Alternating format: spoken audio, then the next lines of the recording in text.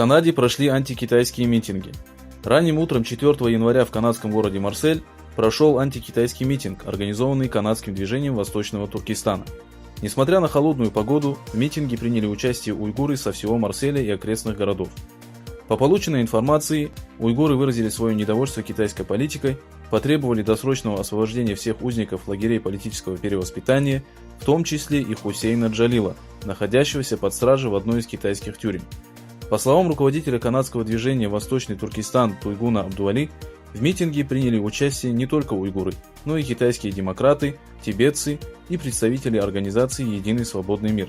Туйгун Абдуали сказал, что этот митинг стал первой акцией в 2019 году и что организация продолжит и усилит свои действия против китайского произвола.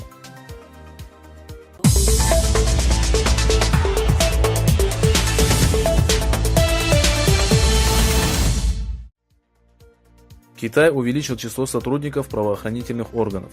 По информации, обнародованной 25 декабря на официальном сайте китайской полиции, офицеры расформированного военного отделения по охране государственных рубежей не будут включены в спецотряд полиции. Бывшие военные войдут в состав гражданской полиции. Эти изменения связаны с прошлогодним решением Главного управления Коммунистической партии о реструктуризации и улучшении органов управления. После реструктуризации отдела по обеспечению общественной безопасности и отдела охраны государственной границы ответственность возьмет на себя Управление по обеспечению общественной безопасности вместе с отделом мониторинга и управлению миграцией. По сообщениям китайской газеты «Мировое время», церемония присяги прошла 1 января во всех регионах Уйгурского автономного района. Новые сотрудники полиции будут нести службу в 16 блокпостах и 10 контрольно-пропускных пунктах. Протяженность охраняемых ими рубежей составит 5700 километров.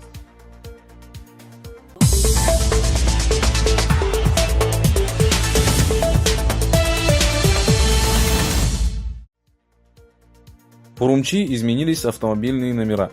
По информации портала Тяньшань от 4 января, Дорожно-транспортное управление полиции города Урумчи объявило, что с 1 января 2019 года вступят в силу новые правила регистрации и выдачи номеров. Ранее выдавались два типа номеров. Один для передвижения внутри, а другой для передвижения за пределами определенного региона и отличались лишь по цвету. По новым правилам, владельцам, желающим зарегистрировать свой автомобиль, будут выдавать номера нового типа. Это номера для передвижения внутри и за пределами определенного участка, номера для автомобилей с ограниченным маршрутом, водители которых будут обязаны устанавливать временные номера для проезда через участки, где есть ограничения. На новые номера нанесено специальное покрытие. Если в случае регистрации новых номеров водитель не сдаст старые в течение 2 дней, то дорожное управление аннулирует как новые, так и старые номера, а водитель должен будет оплатить штраф.